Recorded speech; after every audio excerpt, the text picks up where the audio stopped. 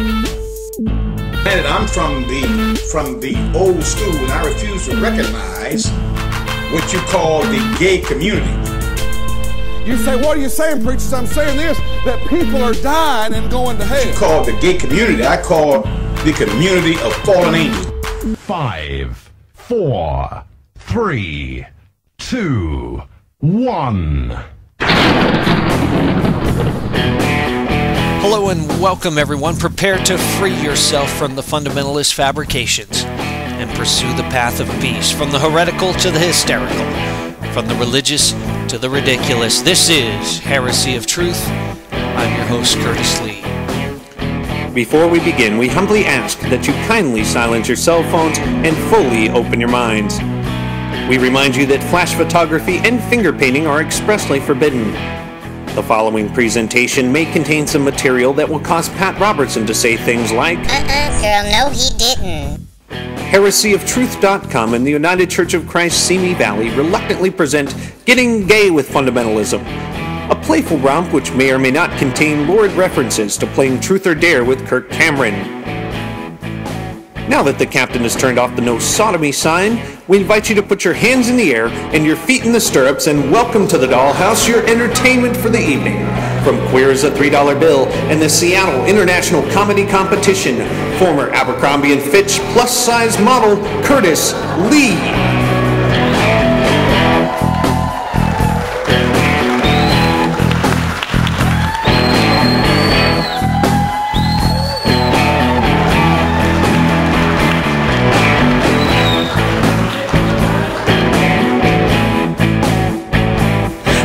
Called Getting Gay with Fundamentalism. Originally I was going to call it something else. I was going to call it Jesus Loves You, but He Hates Your Outfit. I thought, but luckily cooler heads prevailed. So it's Getting Gay with Fundamentalism. Getting gay. Gay comedy in the church. We're doing gay comedy in the church. When did you ever think you'd hear those three words used in a sentence? Right? Gay comedy in the church. I'm just trying to do my bit to bring on the apocalypse a little early. You know what I mean? You know, somewhere, some fundy. Oh, by the way, I use the word fundy a lot. I use that term to describe conservative fundamentalists because I like the term fundy. It makes them sound a little more festive. Hey, hey, we're the fundies. And people say we fundy around. It makes them sound a little more festive that way. So I call them fundies.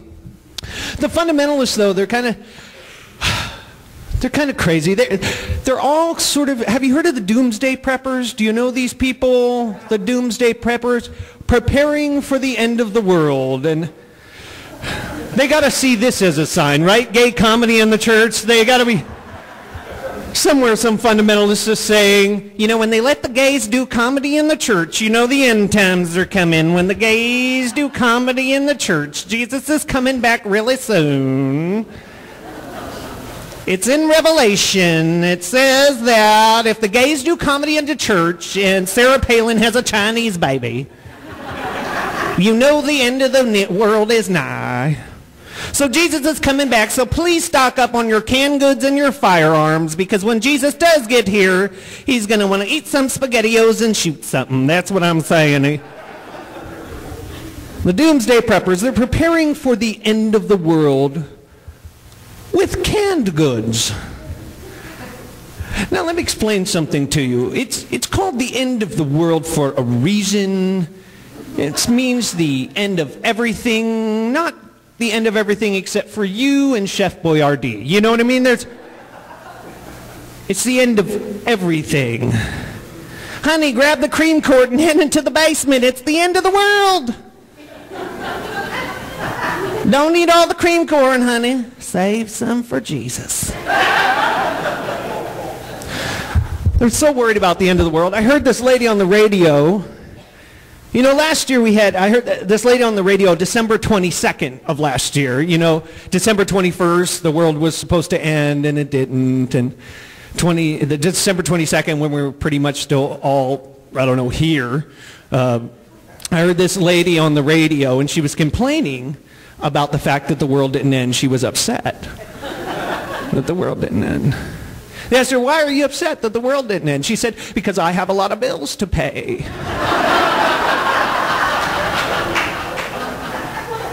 She had a lot of bills to pay. Well, I'll say one thing for her. Correct. If the world ends, yeah, we're probably going to let you slide on those payments. But let me just point out one tiny little weensy detail that you're wishing for the death of billions of people to screw Time Warner out of $90. I kind of see your point. I get it. Call me a radical progressive, but I'm looking for a little more out of my religion than that. Just a little more than rooting for the destruction of humanity. You know what I mean? I'm looking for a little more out of my religion than that. The fundies, though, they do take a bad... They have a bad reputation. They kind of get a bad rap. And I just want to clear the air that fundamentalist Christians are not against homosexuals. They really aren't. They're not. They're okay with gay love. They're okay with gay sex as long as your wife doesn't find out.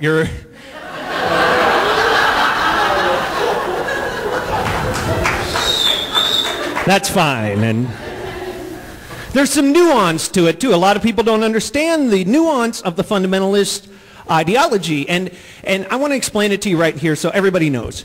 Random acts of sexual intercourse in the airport bathroom, that's fine. That's fine. If you really love the person of the same gender and you do it in the airport Hilton, abomination. You see how that works? There's kind of a double standard there. It's because they have a literal interpretation of the Bible. A literal interpretation. Now, let me explain something about literal interpretation. Once you interpret something, it kind of fails to be literal. Do you see how that works? The only book you can have a literal interpretation of is the phone book. That's the only book that you can literally interpret the numbers. But they want to have a literal interpretation. And so, a lot of the anti-gay stuff, it comes from Leviticus, right? A man should not lie with another man as he lies with a woman. It is an abomination. I don't think it had anything to do with gay people. A man lies with a man, shouldn't lie with a woman. It's an abomination. I don't know how many of you have been with straight men, but the way they do it, it kind of is an abomination if you've ever...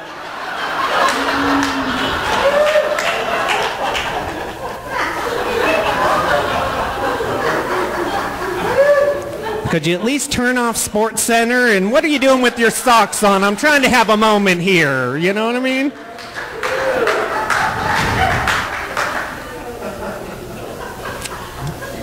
They have a bad reputation, the fundies.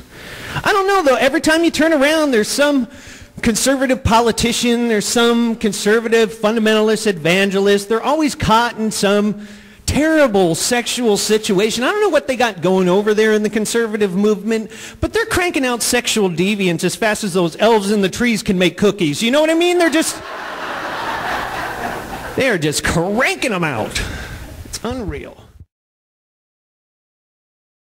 So I'm recently single again. Yeah. I kind of, well, I'm getting, thank you all, but my cards are up front, thank you very much. Yeah, we had to break up. There was a problem, I wanted him to be more sensitive, and he wanted me to be more than 500 feet away at all times, and it's really hard to get close to somebody after they filed that restraining order. It really is. It's kind of a legal issue at that point. And the tough part was, though, the hardest part for me, I'm okay, I'm a big boy, I can take it, you know what I mean? I've been through it before. It's like, ain't nothing but a thing and a chicken wing, you know what I mean? So I can take it. But the tough part was that I had to change the screensaver on my computer because I had his picture as a screensaver, so I had to change it. I went back to the old one that I had before, which is that guy from Magic Mike, Charting Totem. Is that his name? Charting? Yeah, Chafing Totem, that's his name. I don't know his name, but he's delicious. So I had to change Channing Tatum. I know it was a joke. It's comedy. Chafing totem. I just like saying chafing totem. That was just, yeah. Charming tantrum. You know, I don't know. I just like making up names for him. I don't know. So I have to date again. Because you want to date around. You know, you want to date. You want to get to know people. But eventually, the point is, right, that you want to find that one special person. That one special person that you can demoralize for the rest of their lives. That's kind of the goal. And I've tried a number of different dating methods. I'll tell you about them, see what you think. One of the methods I did was tricking straight boys into back rubs with liquor. Have you ever tried this method? That doesn't work so well. And the other method I tried, a friend of mine told me about Grindr. Have you heard about this? It's an app for your cell phone. It'll tell you without how many feet you are from the nearest horny homosexual. It'll actually give you a square footage of how many homosexuals are within an arm's reach of you. Well, that's the friend that told me about Grindr right there. I thought it was for meeting like real dudes, like, you know, dating sort of dudes. I didn't know what was going on, you know. I didn't know it was like, you know, random hookups. There's an app for that. I didn't know it was one of those things. I thought it was for like actual dating, right? So I tried the app, and you chat online. This is the international symbol for chat now, because we use our fingers to chat, right? So I'm chatting with this guy, and he asked me a question. He said, "So, man, what do you like to do?" And I said, "Crossword puzzles, go to church, stand-up comedy." Apparently that was the wrong answer. He said, "No, man, what do you like to do naked?" And I said, "Crossword puzzles, going to church, stand-up comedy."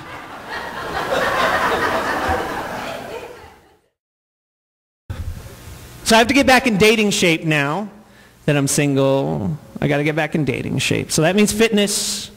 I got to get fit. And you know, there's a 24-hour fitness right down the street. 24-hour fitness. You can purchase fitness, ladies and gentlemen, 24 hours a day. And the 24-hour fitness just down the street. Yep, I go to the Dairy Queen across the parking lot. That's my plan. It's my fitness plan. But it's nice to know you can get fitness. You can purchase fitness 24 hours a day. 24 hours a day, ladies and gentlemen. I call them every day and ask them what time they close. They hate that. Sir,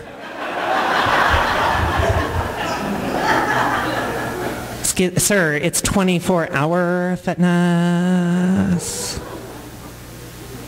I said, well, you didn't say per day. It could be 24 hours. You could be open 3.43 hours a day. I don't know. I had to do math for that joke, by the way, just so you know. 24 divided by 7. Crap, there were like 17 numbers after the decimal point. I rounded up. Fitness 24 hours a day. I could wake up at 3 o'clock in the morning and go run on the Stairmaster. Let me tell you something. If I'm up at 3 o'clock in the morning, it's to do one of two things: pee or eat cake. Those are the only two things. Pee or eat cake. Those are the only two things I am doing at 3 o'clock in the morning. I do not wake up at 3 o'clock in the morning and think, you know what I could go for? Sweating and showering with strangers. That's what I could do right now. I make fun of 24-hour fitness, but it is the only gay bar in Simi, so I do. So you have to go. I make fun of it. It's not a gay bar, it's a bathhouse. That's what it... You sweat and shower with strangers. What else could it possibly be?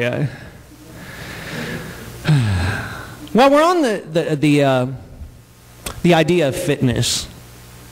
Let me just say something, and I mean this from the bottom of my heart. If you haven't already, everybody please get tested. Everybody, if I could do just a little public service announcement, everybody please get tested. I think everybody should be tested before they're allowed to use those self-scanners at the grocery store. I think there should be some sort of aptitude test before you're allowed to use these. Boop. That's all there is to it, folks. Boop. That's as difficult. It's a one-step process. Boop. That's all you have to do, folks. I don't have time for you to stand there and figure out technology. I need time to stop by Dairy Queen before I get to my Zumba class. I'm going to be late. I don't have time for you. And you know what's happened with the self-scanners now? Don't you know that? The grocery stores have tricked you into working there. You don't get any benefits. You don't get any salary. You don't get a name tag and an apron. You just walk in to buy a quart of milk. Boom, all of a sudden you're clocked in. You're working. You're a cashier all of a sudden. How did that happen? I don't remember clocking in. This is weird. But I need you people, if you're not proficient at the self-scanner, please get proficient at the self-scanner. It's just, boop, one-step process. Boop, it's very easy. If you screw it up, guess what happens? The machine says, please wait for attendant. Now I'm definitely not going to have time to stop by Dairy Queen on my way to Zumba. I don't know why they call these people attendants, because they don't attend, they're not attentive, they're not in attendance. They're nowhere near this thing. I don't know, they're in the back somewhere doing crossword puzzles naked. I don't know what they're doing, but they do not attend. And what's even worse, oh yeah, there's a worse part. When you're done, it spits out that little coupon. At first, it's like you're in Vegas. You think you won something? And then you look at it. It's always that stupid, useless coupon. Buy 37 boxes of Captain Crunch, get one free. I don't need to eat that much Captain Crunch. I don't. Crunch, ow. What is that? I don't understand. Captain Crunch is the most painful breakfast experience I've ever had. It's crunching and bleeding. What kind of breakfast is that? I don't. Crunching and bleeding. That's not breakfast. That's enhanced interrogation. That is not. I don't know who this captain is anyway. He's a sick bastard. Captain, I will tell you all of my secrets. Just make the crunching and the bleeding stop. I call it Captain Cheney. That's what I call it.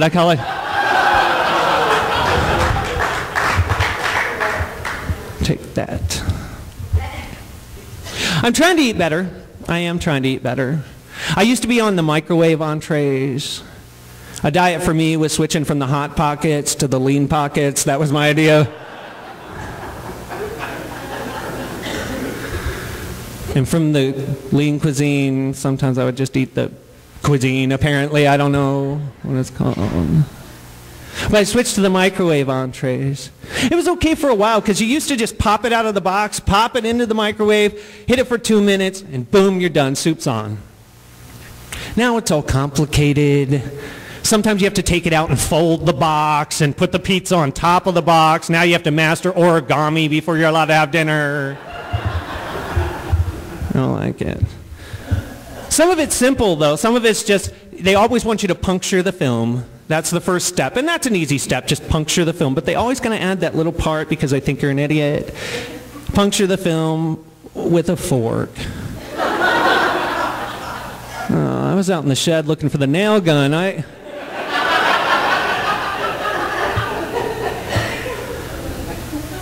I'm a gay man. I don't have a nail gun. I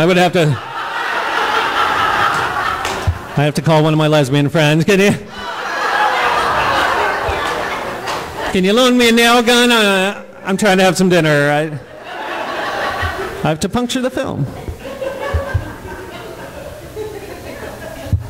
Not only do you have to puncture the film, now you have to know the wattage of your microwave oven. I don't understand that. It used to be they would just tell you how long to cook the damn thing. Just put it in for 2 minutes. Maybe it would say 2 minutes to 2 minutes and 30 seconds. Now it says cook from 2 minutes to 117 hours. I don't know, depending on the wattage of your microwave. Now, look at me real close for a second. Do I look like a person that carries around the wattage of his microwave in his head? I don't. I looked everywhere on that microwave trying to find the wattage. I opened the door, I lifted it up, I looked on the back. The only thing I could find was a 1-800 number for the company, so I called the company.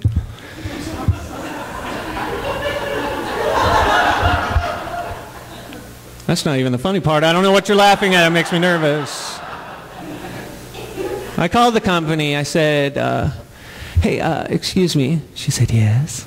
I said, excuse me, I'm having trouble with my microwave dinner. She said, did you puncture it with a nail gun? I said, no. I saw the part about the fork. She said, what's the problem? I said, it says that I have to know the wattage of my microwave oven, and I can't find the wattage of my microwave oven. She said, no problem, sir. Just read off the serial number for me.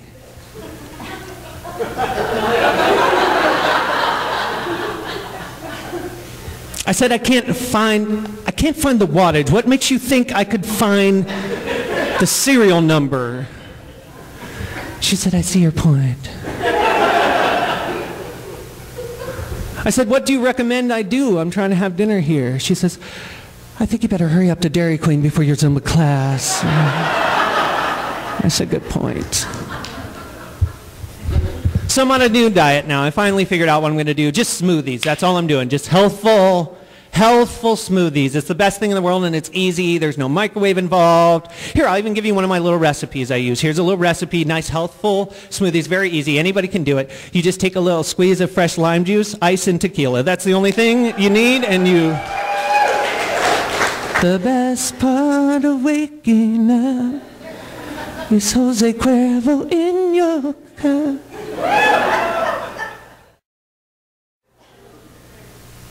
I have some bad news for you. I'm afraid I have some bad news, some terrible news. They re-released Titanic. Do you know this? This is depressing news. They re-released Titanic. Yeah. It's very sad that they did this. Not because the boat sank. I'm over that. That happened like a long time ago. I'm okay with it. I learned. It's fine. But I'm worried that they're going to start playing that Celine Dion song all over and over and over again. You know the song. Near, far, wherever. I'm so nervous that song is going to get stuck in my head again. That near, far. Who wrote that song? Grover? Near, far, near. It's a Grover joke, people! I'm over it now. You guys having a good time tonight so far?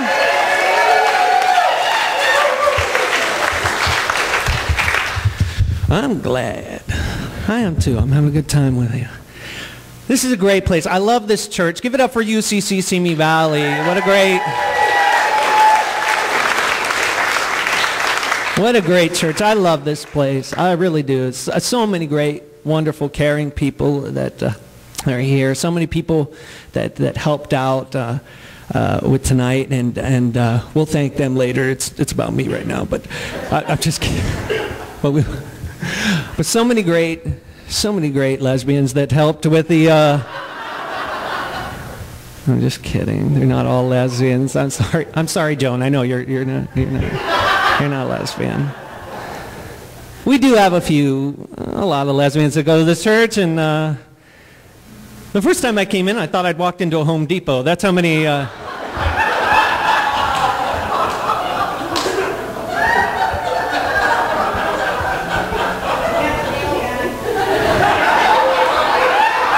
That's right.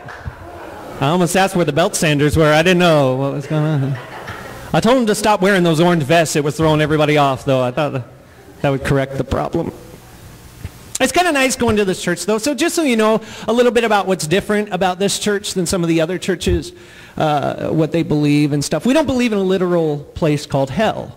We don't believe in a literal hell like you're going to hell kind of hell. We don't believe in that. Well, except for Walmart. But that's as close as... That's as close as we get. And We don't believe in a literal Satan either. I mean, obviously there's evil, there's darkness, you can see it all around you, you know what I mean, at the Republican National Convention. But you can see, we don't believe in an actual person that's like, you know, a guy in red running around with a pitchfork. We don't believe in sort of this cartoon character Satan, you know. I did see Michelle Bachmann in a red pantsuit once, and that was close. Wow, this is going to be rough.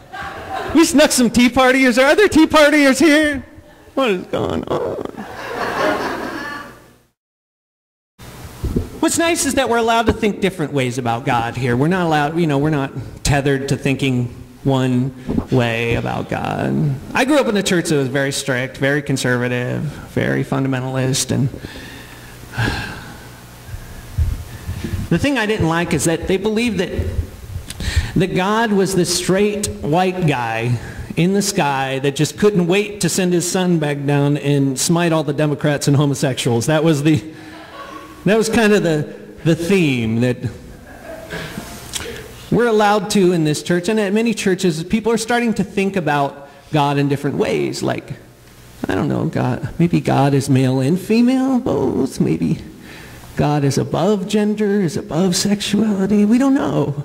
These are questions we have to ask. We don't presume to know everything. But for those people that still think God is the straight white man in the sky, I wrote a song for them, and it is called The Straight White Man in the Sky. Now God, these liberals are confused. They don't seem to understand that you are definitely a dude. That's the word. Some people tend to think that God is male and female. They refuse to bow and worship your only son, Tim Tebow. You are the straight white man in the sky. You like Glenn Beck in football and apple pie. Someday we'll yell, "Go Broncos," and drink Coors Light with that straight white man in the sky. Now God, you are definitely Caucasian. You're not Mexican or Asian. You probably look a lot like Newt Gingrich. 'Cause you know foreigners, they ain't speak good English. You are the straight white man in the sky. You like Glenn Beck in football and apple pie. Someday we'll yell, "Go Broncos," and drink a Coors Light with that straight white man in the sky. Now God, you're not gay. You don't like boys with boys. You made Adam and Eve, not Siegfried and Roy. God, the gay agendas probably got you really steamed. The way they sit around all smug in their dockers, watching Glee. You are everybody the straight white man in the sky. You like football and Glenn Beck and apple pie. Someday we'll yell, "Go Broncos," and drink Coors Light with that straight white man in the sky. One more verse, 5. Now God, you're probably just like me. eating Cool Ranch Doritos and macaroni and cheese. Now those liberals, they don't read their Bibles at all. Not Matthew, Mark, Luke, or John, or your favorite Rush Limbaugh. You are the straight white man in the sky. You like Glenn Beck in football and apple pie. Someday we'll yell, go Broncos, and drink a Coors Light with that straight white man, that great white man, that straight white man in the sky.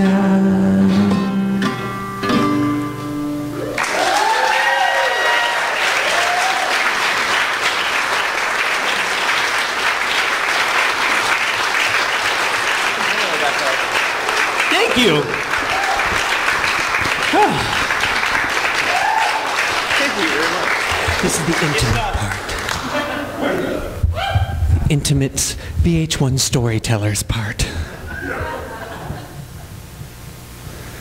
So for a long time, I didn't like being gay. I didn't really like being gay.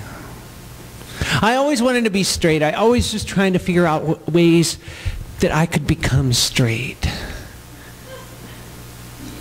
I tried everything. I mean everything. I went to my friend Jay. My friend Jay, he was real, kind of macho, butch, kind of heterosexual dude. And I said, Jay, teach me how to be a straight dude. Show me how to be a straight dude. He goes, okay. He said, the first thing we need to get you is a set of golf clubs.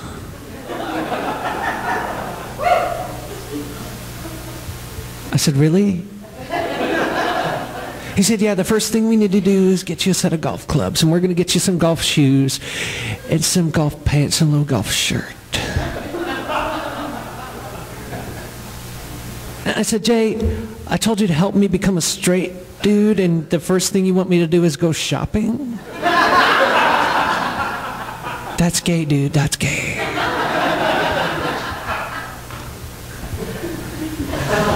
But I learned something very important about myself. Golf is another sport that I suck at. So the golf didn't work.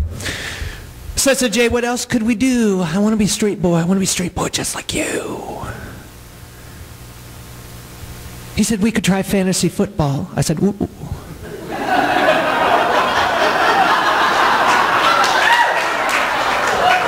I said, yes, we could, honey. How about some liquor and a back rub first? Okay. So let's try fantasy football. It had the word fantasy in it. I like that.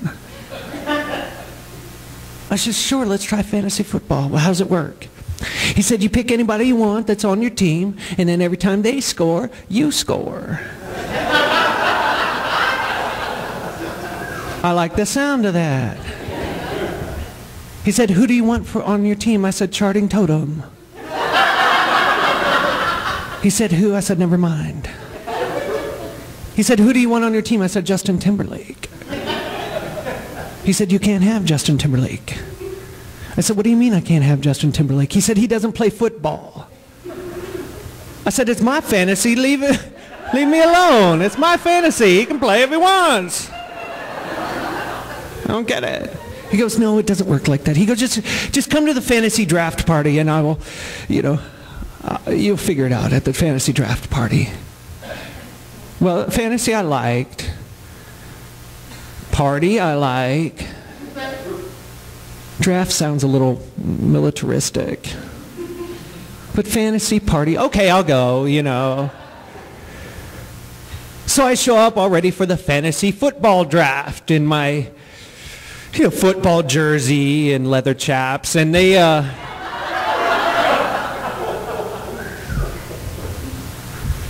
I walk in the door to the fantasy football draft. And there's a bunch of overweight, middle-aged men in sweatpants staring at their laptops for 6 hours. I said, Jay, whose fantasy is this?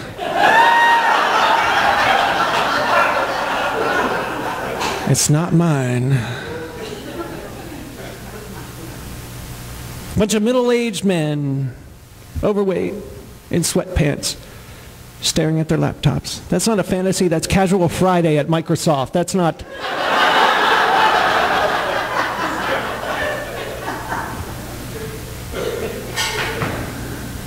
That almost made me straight. It almost made me done with men, but not quite. I still wasn't over it. I was still gay. I was like, Jay, that didn't work. So I was going to this evangelical church. By the way, if you are a gay person, if you are a lesbian, gay, bisexual, transgendered, Hufflepuff, Ravenclaw, whatever you are,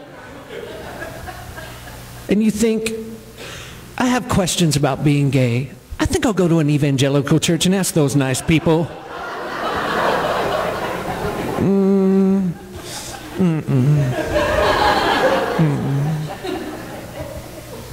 Think again. But I did. They were nice people. So I was going to this nice evangelical church, and they were nice people. And in the bulletin, they said they had a recovery program. And they said it was for anything. It said whatever hurt, whatever hang up, whatever you have going on in your life, come to this recovery program. And I thought, cool, I'll go. So I was sitting outside the recovery program, and I was like, I didn't want to go in because it seemed like a weird thing to me. And I remembered in the bulletin, you know, I didn't want to go in because, you know, I just didn't want to sit around a bunch of Christian alcoholics and tell my dirty little secrets, you know what I mean? I wanted to keep some stuff to myself. I was a little nervous about it. And I was sitting out in the car, and I almost didn't go in, and then I remembered in the bulletin it said that they had cheese and crackers.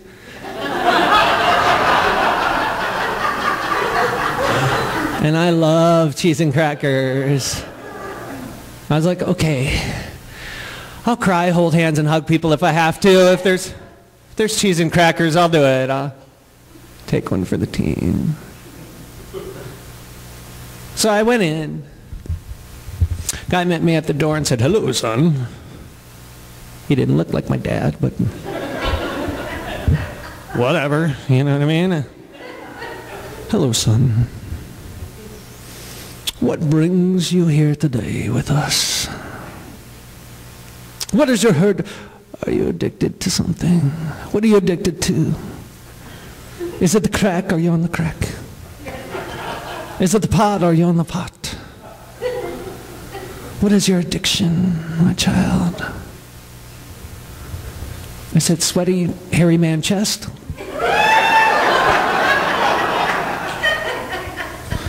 He said, I don't follow. What'd you say? I said, sweaty, hairy man chest. That's what you asked me what I'm addicted to. That's what I'm sorry, I don't understand exactly what you're saying. I said, I'm gay. He said, I prefer the term homosexual. I said, fine, you're a homosexual. I'm gay.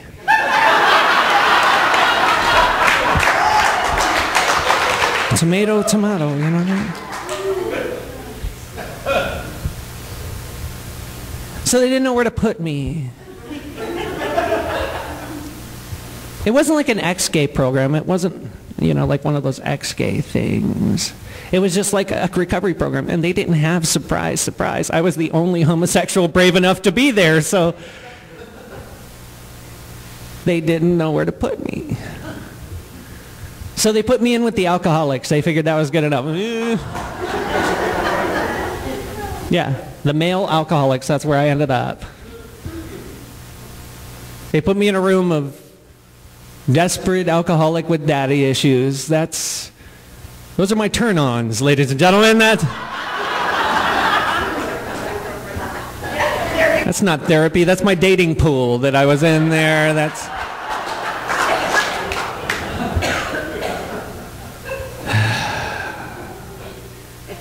But it ended up being really good for me. It ended up being really, really good for me. I finally had to just, look at my gay. I couldn't, I finally started looking at my gay. Because when you're the only gay man in a room full of evangelicals, they're looking at your gay pretty hard. So you better look at your gay too and figure it out.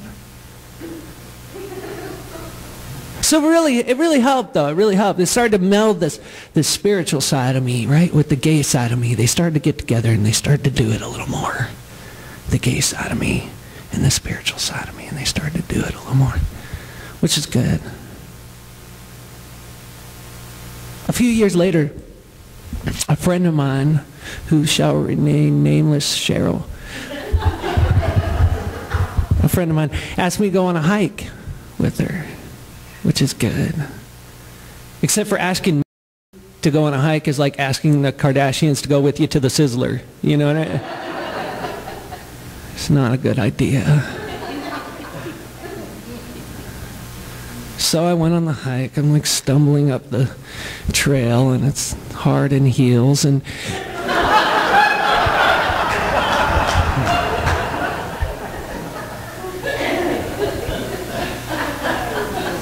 it was a windy day. It was the wrong day to wear a mini skirt and a thong, too. Let me tell you that much. That was.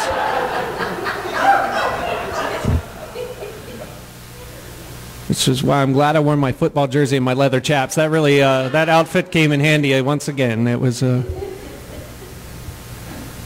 So we're strolling up the mountain,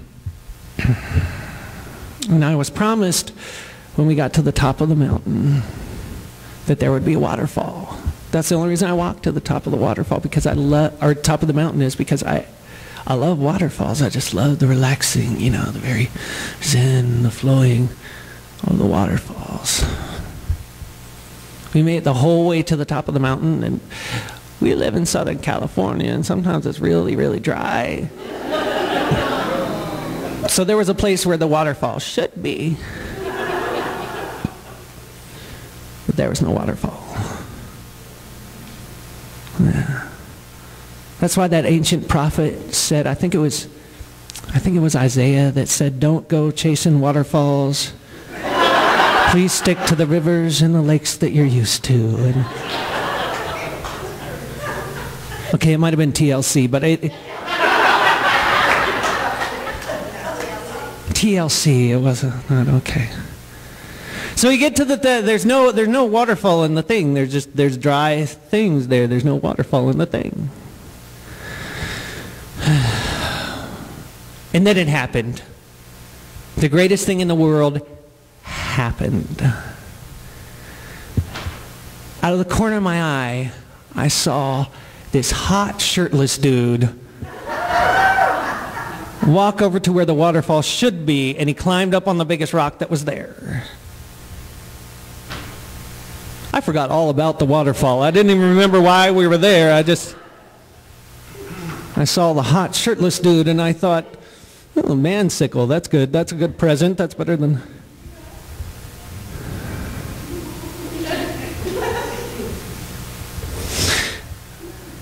And it's kind of weird, but I had kind of a moment. Like, I saw this dude, and it was weird. Like, I didn't want to sleep with him, want anything like that. It was just like, for once, I didn't feel guilt about it. I didn't feel bad about it. I just was living in the moment, like, yeah, shirtless dude. The evangelical recovery program worked. I mean, that was magic. I was crying, hallelujah, It was great. For once, I didn't want to be anywhere else. I just wanted to be who I was and where I was. And it struck me.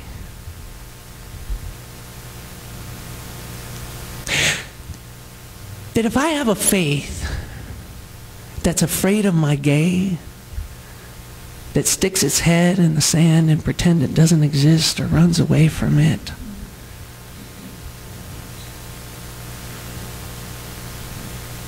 maybe there's nothing wrong with me. Maybe there's something wrong with my faith. Maybe if my gay makes you nervous, then maybe there's something wrong with your faith. Because real truth doesn't break. It doesn't matter how gay you are. It doesn't matter how straight you are. Truth doesn't break.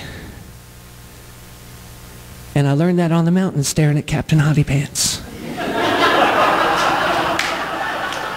Yeah. Standing there, staring at Captain Man Candy, I learned that maybe faith wasn't about what happened, trying to figure out what happened 2,000 years ago. Maybe faith isn't about being afraid of the war to end all wars that may or may not happen in the future. Maybe faith is about learning how to deal with what's in front of your face right now. And if your faith can't help you deal with what's happening in front of your face right now, then maybe there's something wrong with your faith. I used to think that faith was about what happens when you die, where you go when you die. But I learned faith is about what happens while you live.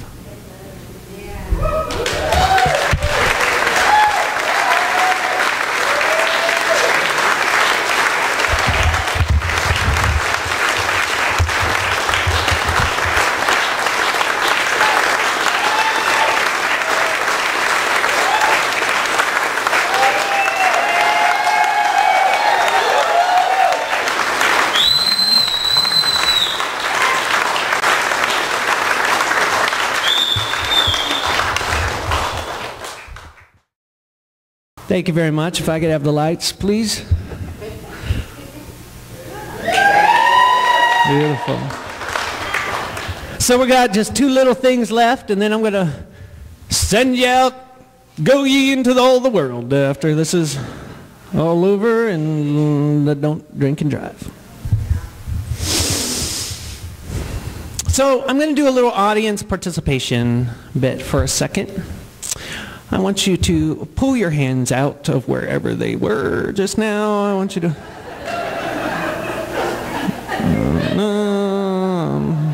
I'm looking in that direction. Okay.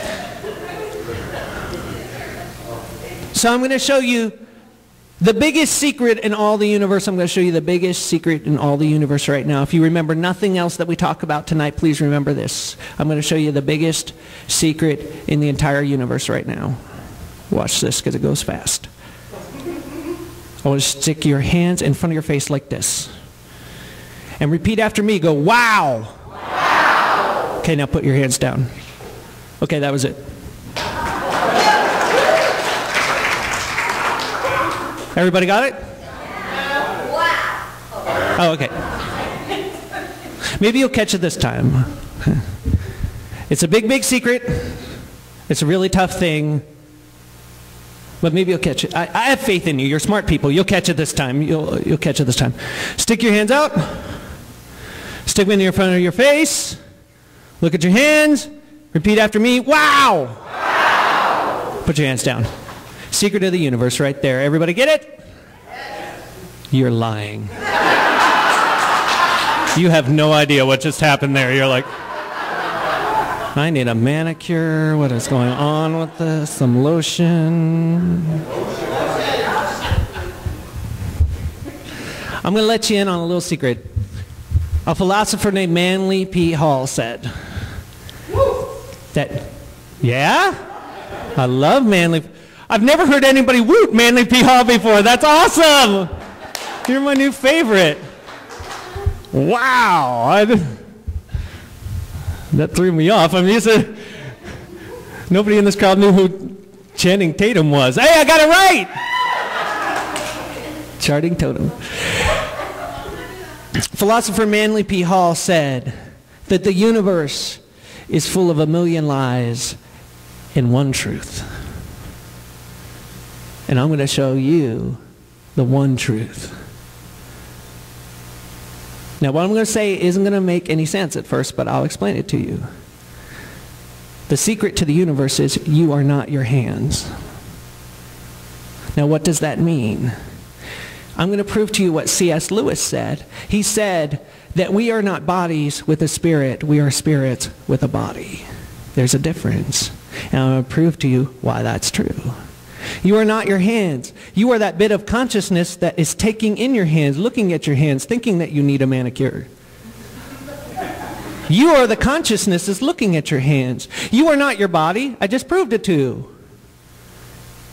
You could do that. You could look at your hands, your feet, or whatever other part you want to look at, and you can take it in and say, you are the one who's processing that information. You are that bit of consciousness. You are that spark of consciousness. Technically, you are the universe thinking about itself. So I want you to know something. When the fundies and the evangelicals, they come to tell you you're a dirty, rotten, filthy sinner, they're believing the million lies. And they don't know the one truth. Let them be the ones that chase down a political agenda and say that gay people don't belong in the kingdom of God. It used to be African Americans, and it was women don't belong. They always have some sort of agenda. The universe is made up of a million lies and only one truth. And the one truth is, you're a beautiful, majestic, magical spirit. You are a magical spirit. That should fill your life every day with wonder and excitement and brilliance. You should be able to come here and just laugh and laugh and laugh because you're a beautiful, wonderful spirit. And enjoy that. If you remember nothing else about tonight, please remember that. I'm going to sing a song. A homosexual that sings, what do they think of next? I'm going to sing a song because I'm celebrating something. I'm celebrating something. A couple weeks ago, I turned 40. Yeah. That's why I walk with that limp. My hip's about to go. I just turned 40. And my resolution about being 40 is that I'm going to put the O in the 4-0. I am. Because I used to think, when I was younger, when I was chicken, that's what they call us, young gay men. Back in the day when I was chicken, when I was a Chick-fil-A. Back when I was a Chick-fil-A. I used to think when I turned 40, I hope I'm dead. Because I thought it all ended. I thought it all ended at 40. And I'm really starting to get my second wind. Like I was just, I had fun when I was younger, but now I love being 40 because somebody wants me to do something and I don't want to do it. I just say no.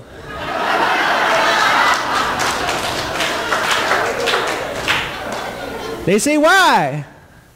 I said, because I'm 40. And Jeopardy's on. That's why I'm not going.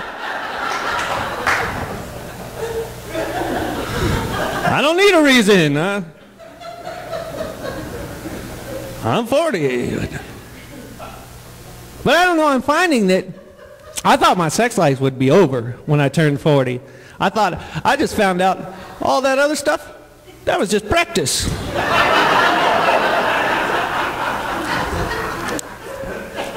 I was just rehearsing for the main event for when I turned 40. I was just working on my maneuvers and my skills and stuff and my dismount.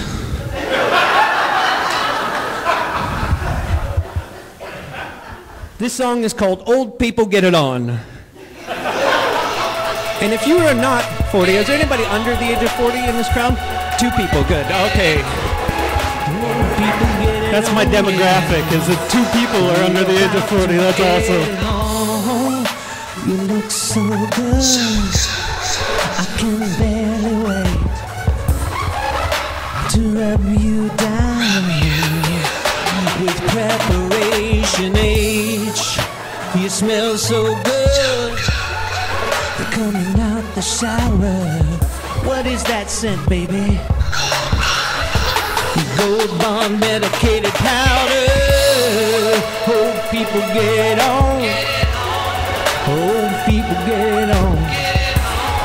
We still get it on, yeah. We're about to get it on. Tonight's the night. We wine and dine. The early bird special. Start at 4:45. Either whatever you like at the restaurant. And just remember, baby, you're lactose intolerant, yeah. Old people get it on. Old people get it on. We still get it on, yeah. We about to get it on. You look so good, but it's kinda like torture. Turn off the TV. We're gonna miss Wheel of Fortune. We're gonna get it on and scream and shout. We're gonna do it, baby, at least until my back goes out, yeah. Old people get it on. Old people get it on. They still get it on, yeah. We about to get it on. I said, I'm gonna make love to you. I said, I'm gonna make love to you. I said, I'm gonna make love to you. Make love. Take love. Why would I say take gloves? What are you, deaf? I wanna get it on. Thank you very much.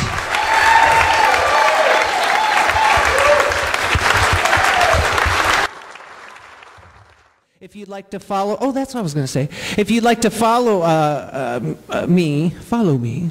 If you'd like to follow the website is called Heresy of Truth. I made this whole time and I never even said anything about it. The website's called Heresy of Truth. And what we're doing here, the reason you're all here, hello, I'm such an idiot sometimes.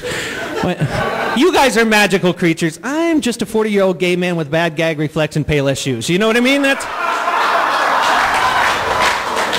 You are magical creatures. I am not.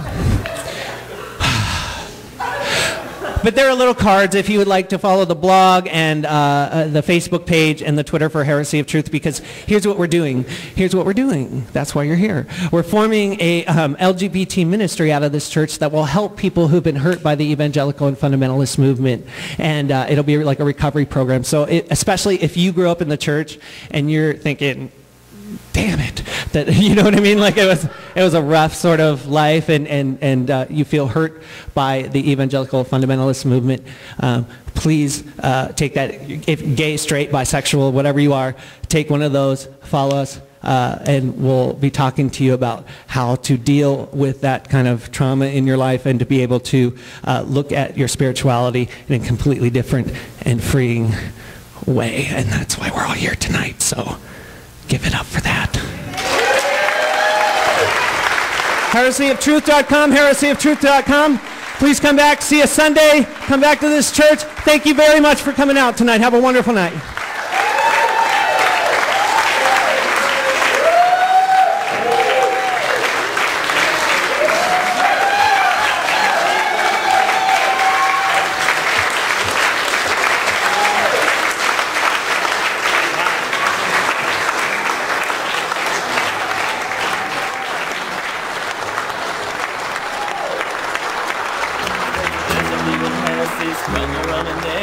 Tuesdays we just call it denominations. They're heresy.